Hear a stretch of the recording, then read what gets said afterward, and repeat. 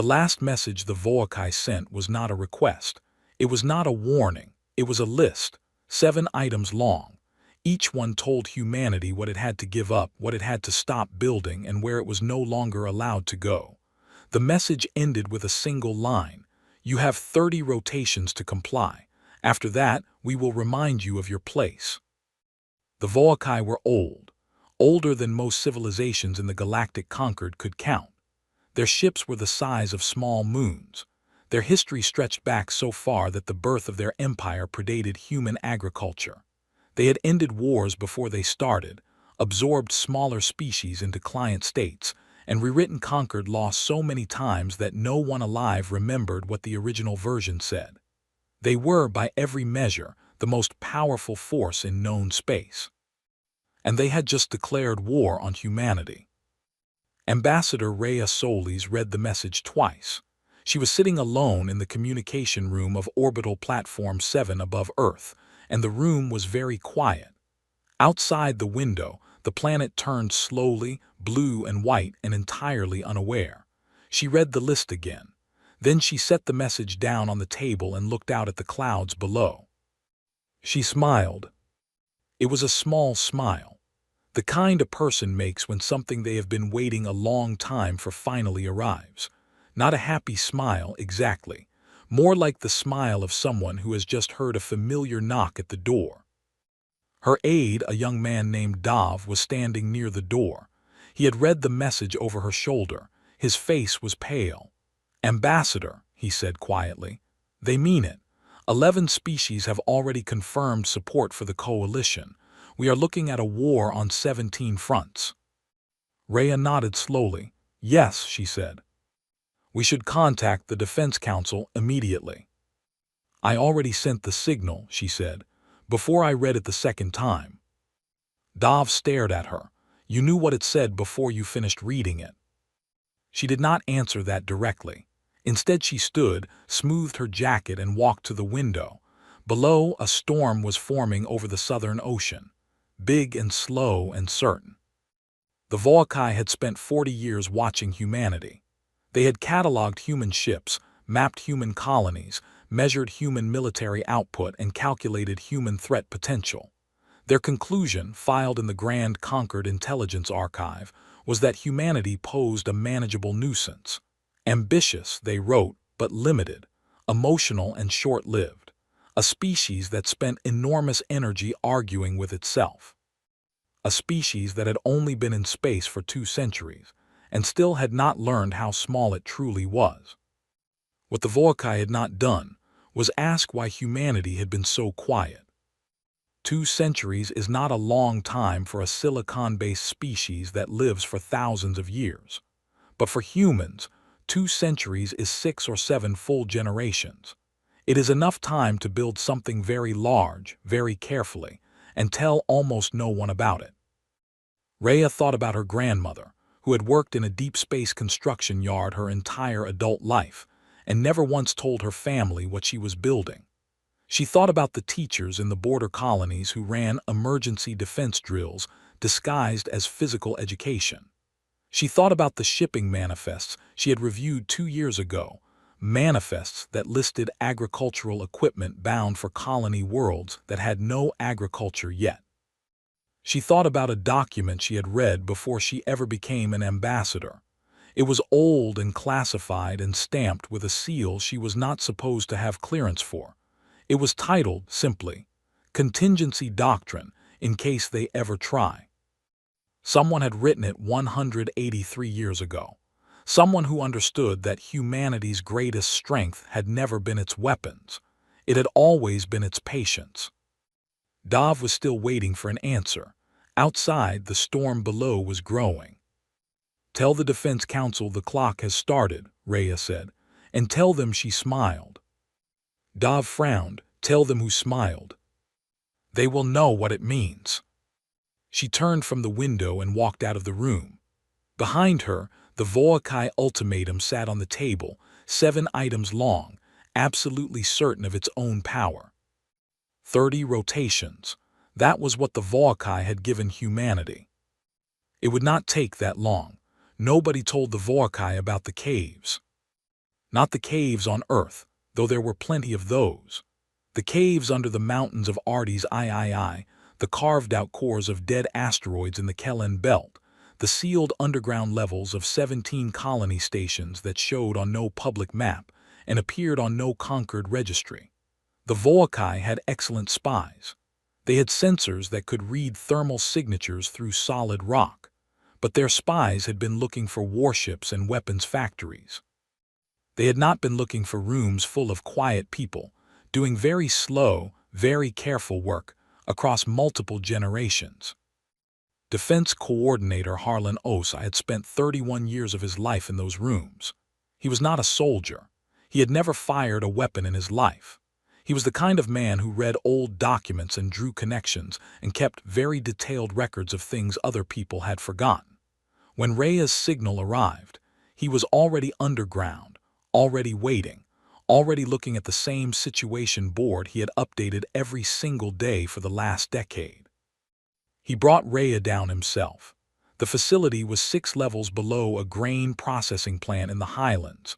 The elevator took 3 minutes. Neither of them spoke during the ride. At the bottom, the doors opened into a long white room lit by cool overhead panels.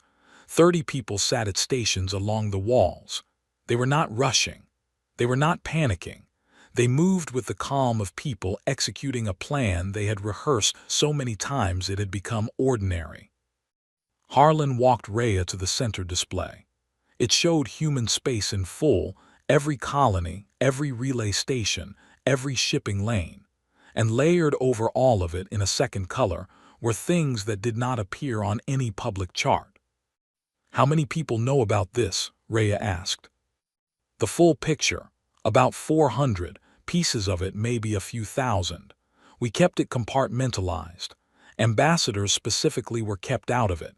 If you do not know, you cannot accidentally reveal it and you stay believable." Rhea looked at the display for a long time without speaking. There were marks in the asteroid belts, hundreds of them. There were symbols over weather stations she had flown past dozens of times. There was a line threading through every single human trade route she had ever used, annotated with a word she did not recognize. "What is the Shepherd Fleet?" she asked. 600 warships, Harlan said. Cold-powered, minimal emissions, parked in asteroid belts across 7 systems. The Volcae scanned for active drive signatures. We gave them nothing to find. Every ship has been sitting dark for between 8 and 40 years. Rhea turned to look at him. 40 years. Some of the crews rotated out twice. The ship stayed. She turned back to the display. The weather stations. Orbital siege platforms. 14 of them. The weather equipment is real, it actually works, but it sits on top of something considerably more serious.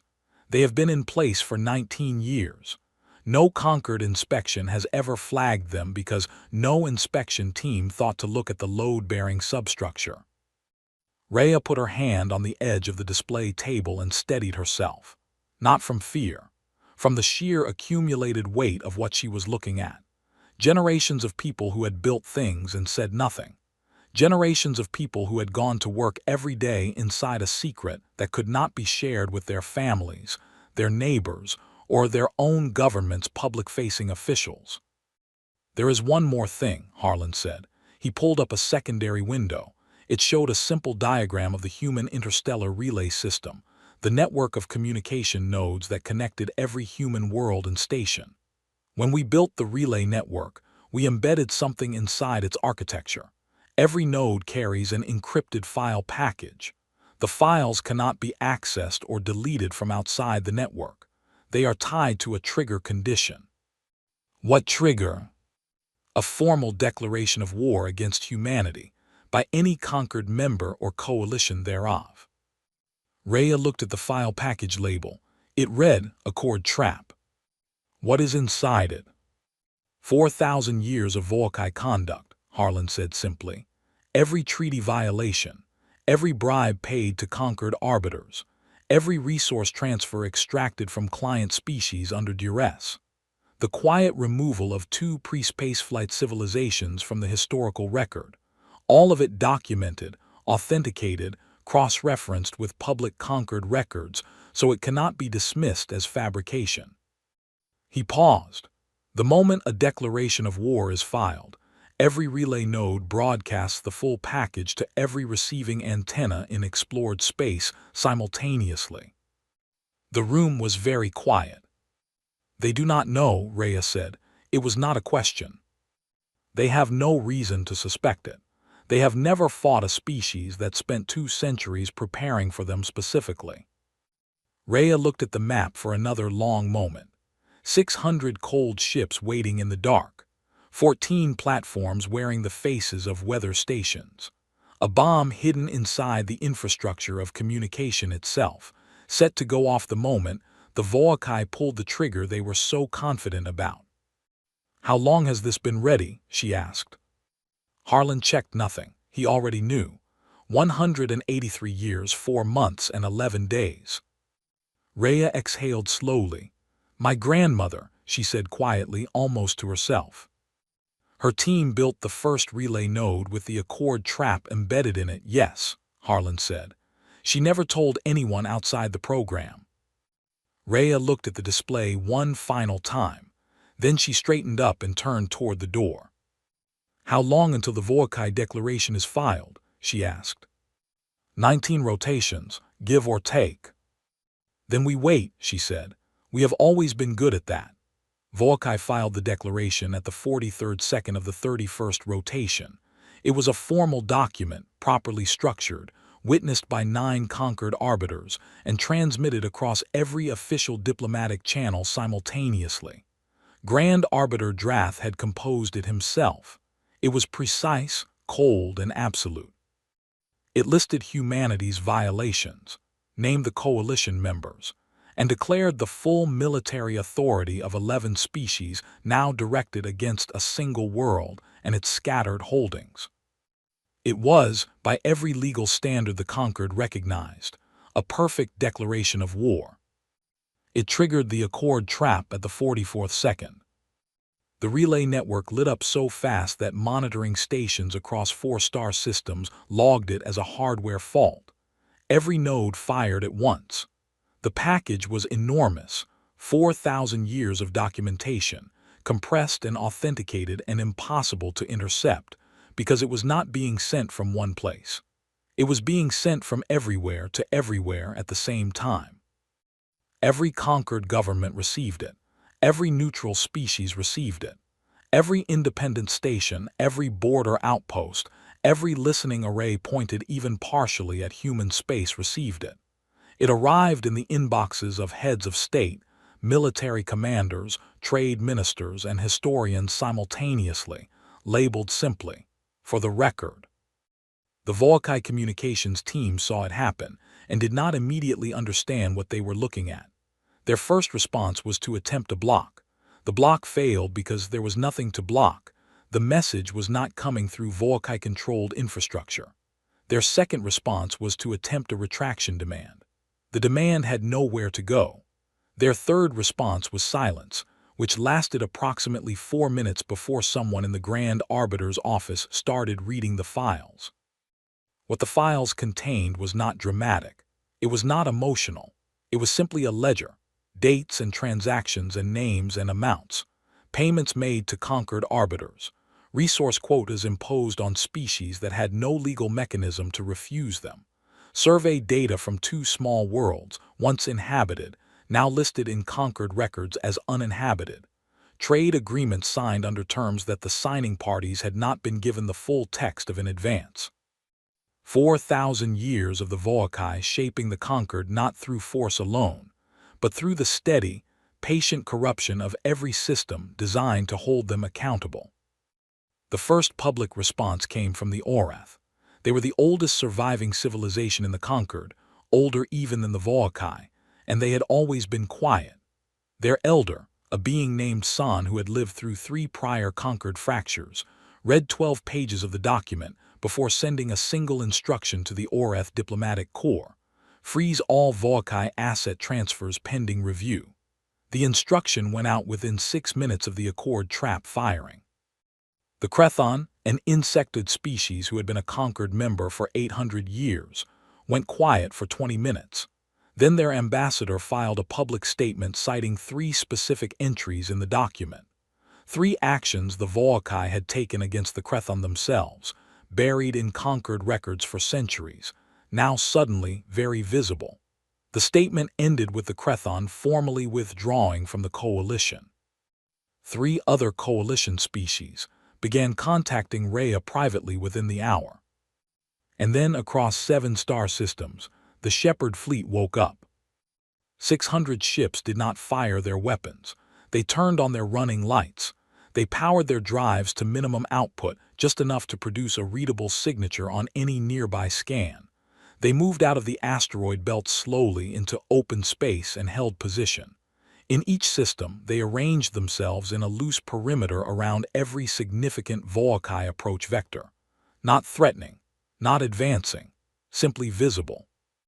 The effect on Volcae tactical command was described later, by one of their own analysts, as being similar to walking into a room you believe to be empty and finding it already occupied by 600 people who had clearly been there for a long time. Grand Arbiter Drath demanded a direct channel to Rhea. She opened it on a shared conquered frequency, not private, not diplomatic, open to anyone who wanted to listen, and a great many people did. "How did you obtain those files?" Drath said. His voice was steady, but there was something underneath it that did not have a human name. Rhea was sitting in a small room in the underground facility.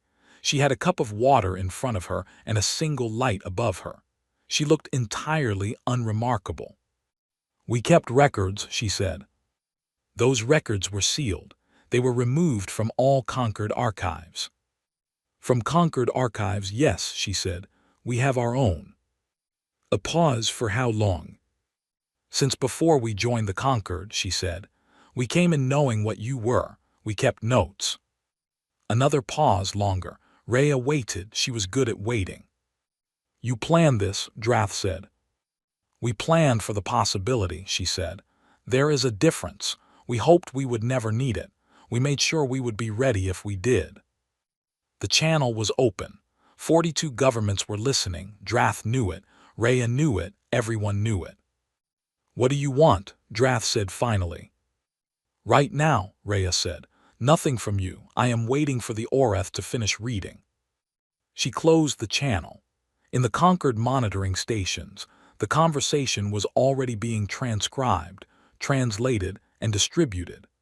In the Volcae Council chamber, 12 advisors were staring at the wall display showing the positions of 600 ships they had not known existed 48 hours ago.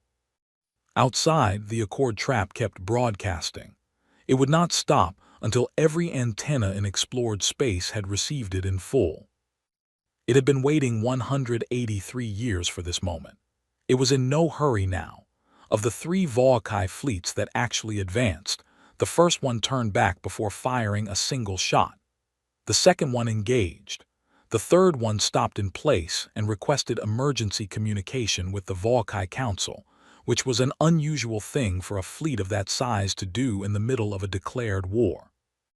What happened to the second fleet is the part that got written about later. Lieutenant Commander Priya Anand was not in command of a large ship. The vessel she commanded, the frigate Relentless, was the kind of ship the Volcae tactical database classified as a light patrol craft, capable, but not a serious threat to a battle group. She had 3 other frigates with her. The Volcae force she was assigned to hold consisted of 20 warships, 2 of them capital class, positioned to punch through the Deva corridor and reach the Artes system. The Deva corridor was a long, narrow channel of navigable space between 2 dense dust clouds. It was the only clean approach to Artes. Whoever held the corridor held the gate. Priya held it with 4 ships. She did not do it with firepower. That math did not work, and she knew it. She did it by making the Volcae battle group slow down and then stop, and then start asking questions. Every time a Volcae ship tried to get a clean targeting solution, something interfered. False signatures appearing and disappearing in the dust clouds. transponder echoes that suggested more ships were present than were actually there. Navigational interference sourced to a frequency the Volcae had not used themselves in 200 years, but which they recognized. Because they had invented it, and it was not supposed to be in human hands. Then Priya did the thing that stopped the fleet entirely. She broadcast the battle group's own tactical encryption codes back at them, not as an attack, as a demonstration. The codes changed hourly, and the current codes had only been generated 4 hours ago aboard the Volcae flagship itself. For Priya to have them meant that human intelligence had been inside Volcae command encryption continuously, not just recently, but for long enough to have an automated system retrieving live keys. The Volcae battle group commander, a veteran of 6 prior engagements, stopped the advance and opened an emergency channel to the council. His message was short. They are inside our systems. I do not know how far. I am requesting guidance before proceeding. No guidance came quickly enough. By the time the council responded, the window for a clean push through the corridor had passed. The 2 dust clouds on either side had shifted. They always shifted, which was why the corridor was only periodically navigable, and the Volcae fleet was looking at a 6-rotation wait for the next clean window. 6 rotations was a very long time. On Artie's III, the second problem presented itself to the Volcae ground forces that had landed on the outer continent. They had gone in expecting a colony of farmers and light industrial workers. Artie's III had been designated agricultural in Concord Registry for 11 years. The colony had applied for 4 consecutive years of terraforming assistance grants. Their public reports mentioned soil chemistry and water cycling, and almost nothing else. What the ground forces found was that every adult on Artie's III had completed a full military defense certification. The certification was listed in the colony's own records, openly, under the heading Civil Emergency Preparedness, a Concord-approved program that technically every human colony was enrolled in, and that no non-human Concord member had ever reviewed closely enough to understand that the curriculum was, in practical terms, a complete infantry training course. The sealed containers in the colony warehouses, labeled agricultural equipment, contained weapons, armor, and field medical kits. Not black market, not illegal. Concord law permitted member species to maintain civil defense materiel in settled territories. Humanity had been settling territories and filling warehouses for 80 years. The Volcae ground force of 4,000 encountered a colony population of 9,000, every single one of whom knew exactly what to do. The engagement report sent back to Volcae Command contained a line that was later translated and distributed widely. It read, "We are unable to locate the civilian population. It appears there is no civilian population. They are all soldiers." By rotation 4 of the declared war, the situation had shifted in a way that Volcae tactical doctrine had no clean category for. Militarily, they were not losing badly, but they were not winning. They were stuck, held at corridors, stalled at colonies, watching their coalition fracture in real time as more species read the Accord trap files and began making new calculations about old alliances. The Volcae philosopher Esch, one of Drath's senior advisors, presented an analysis to the Council on Rotation 5. He had been reviewing the engagement reports alongside the Accord trap documents and the pre-war intelligence files. He spoke for 20 minutes. His conclusion was not about ships or weapons or strategy. "We made one fundamental error," he said. "We looked at how long humanity had been in space and assumed it measured how long they had been preparing. It does not. They were preparing before they came to space. They were preparing before they knew we existed. They built their entire expansion strategy around the assumption that one day a more powerful civilization would attempt to stop them, and they decided in advance what they would do about it." He paused. "We did not fight a young species. We triggered a plan that was already finished." There was a Volcae word, Krathvel. It described the experience of advancing on ground you believed to be empty and discovering it had been held the entire time. The word had not been used in a military context in over 1,000 years. Esch wrote it at the bottom of his report and underlined it. By rotation 12, 8 of the 11 coalition species had withdrawn. They did not do it loudly. They sent short formal notices through the conquered diplomatic system, cited the tribunal proceedings now being convened by the Orath, and went quiet. 2 of them sent private messages to Rhea that did not appear in any official record. One message said, "We were coerced. The documents prove it. We ask that this be noted."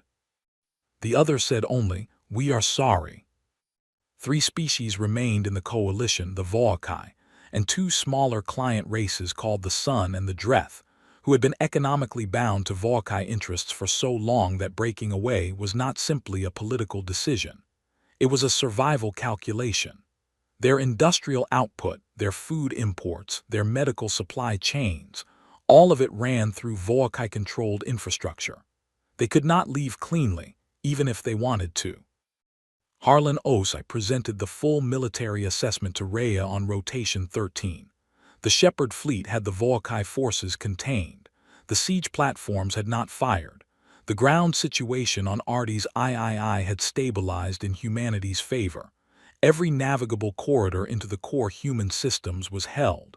The Voakai were not advancing. They were not retreating either. They were sitting, which was almost the worst position of all. "We can end this now," Harlan said. He laid out the plan in simple terms. The Shepherd fleet moved to engage. The platforms activated. The Voakai forces, already stretched and demoralized, would face a simultaneous action on 7 fronts. Within 6 rotations, we force a total military surrender. The Voakai are finished as a conquered power. The coalition client species detach automatically when the Voakai lose the ability to enforce their economic leverage. Rhea listened to all of it, then she said, "No." Harlan looked at her. "No. We are not going to break them," she said.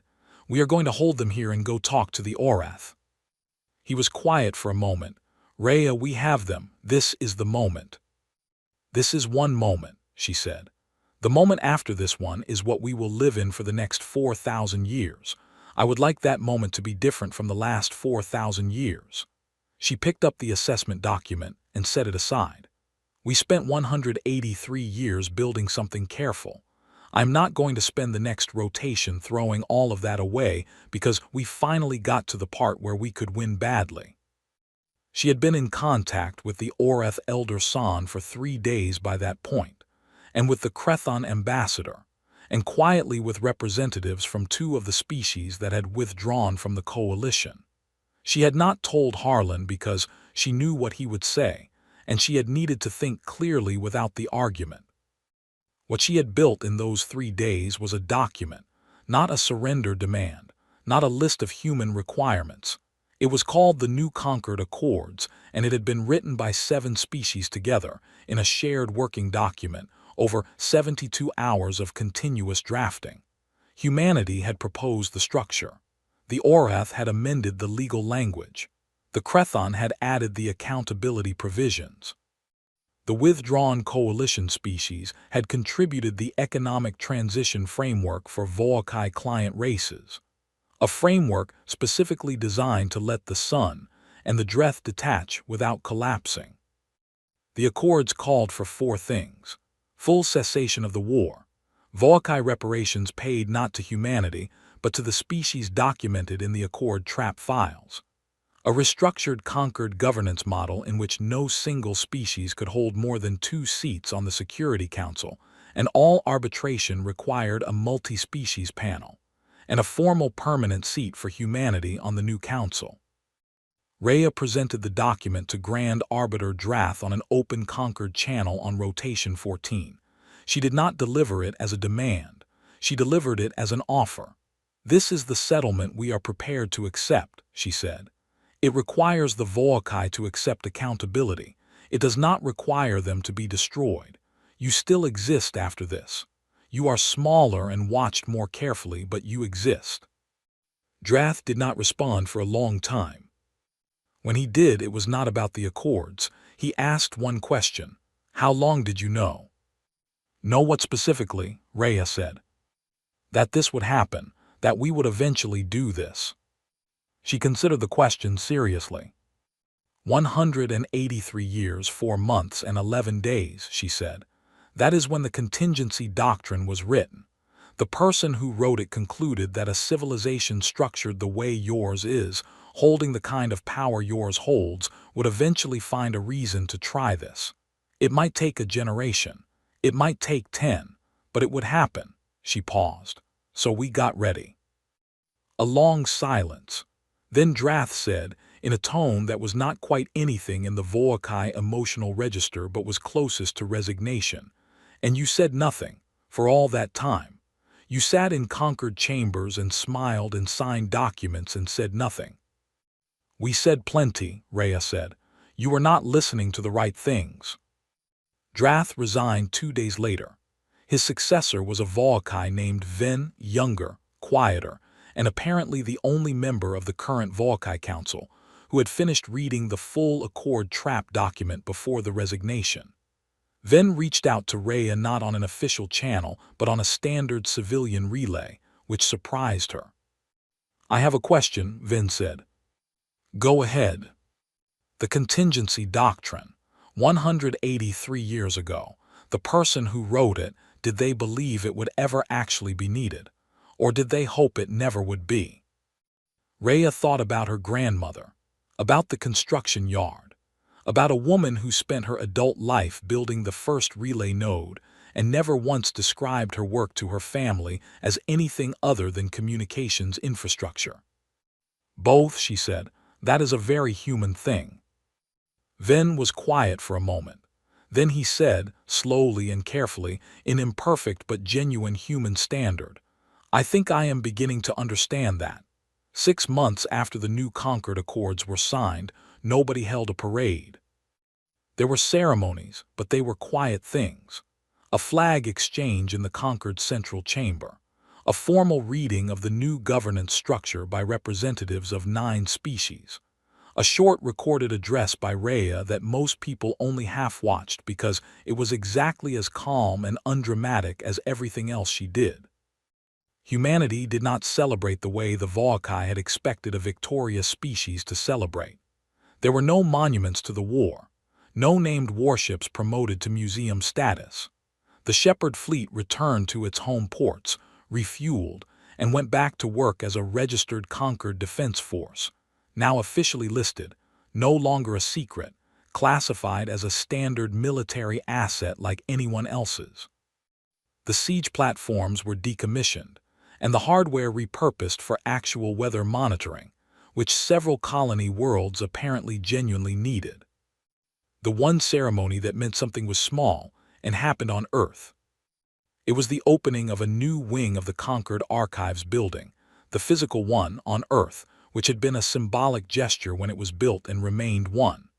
The new wing was donated by humanity and held a single collection, the full Accord Trap files, declassified, indexed, and made permanently accessible to any Concord member species that wanted to send researchers. Not as a weapon anymore, as a record, as history. Rhea attended without a prepared speech. She walked through the wing, read a few of the placard descriptions, and stood for a while in front of the first entry in the collection. A document dated 4,012 years ago, in Voakai script, recording a payment made to a Concord arbiter in exchange for a favorable ruling on a resource survey. 4,000 years. Someone had kept that document. Someone had passed it to the next person, and that person had passed it forward again, and somewhere in that long chain of hands, the decision had been made to hold it rather than use it, to save it for the right moment, which was also the necessary moment, which was also the moment that had just passed.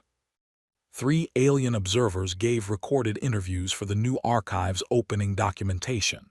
The Oreth Elder San, who had lived through enough history that she spoke about centuries the way other people spoke about decades, said that humanity was the only species she had encountered in her long life that had won a conflict, without then attempting to define themselves by the winning. They did not want to be conquerors, she said. That is rarer than it should be. Crethon ambassador, whose species communicated partly through pheromone and partly through carefully constructed formal speech, said the most difficult thing about humanity for non-human species to process was not their weapons or their patience. It was their ability to maintain a collective secret across generations without the secret corroding the people who kept it. A secret held for that long in most species becomes something else. It becomes a grievance. It becomes identity. It becomes a reason. He paused. In humans it remained only a plan. That is a very unusual thing. The former Grand Arbiter Drath, now retired and living in a private residence on the third Volkai home world, submitted a written statement. He did not attend in person. His statement was short. We counted their years and measured their history and calculated their power correctly. We made one error. We forgot that short lives, accumulated across generations, can add up to something very long indeed. We thought we were facing a young civilization. We were facing the sum of every generation that had prepared for us. I do not know how to correct for that. I am not sure it can be corrected for. Perhaps that is the point. Priya Anand was offered a promotion to full commander following the engagement at the Deva corridor. She declined it, signed the paperwork returning to her standard posting, and went back to the Relentless. In her personal log recorded on the first day back aboard her ship, she wrote, "People keep asking what it felt like when the ultimatum came. They expect a complicated answer.